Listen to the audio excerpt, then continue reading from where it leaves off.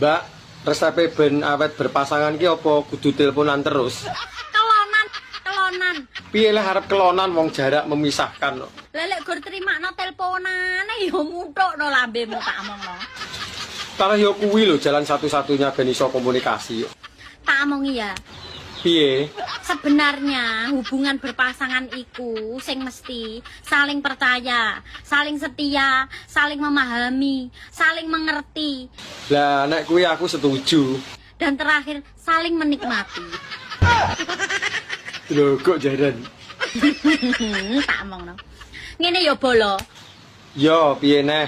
Nek tra hubunganmu kuwi LDR, bojomu kuwi kerja, mbuh ning luar kota, mbuh ning luar negeri. Nek dene ra iso tok eloni, Terus piye supaya awet hubungane?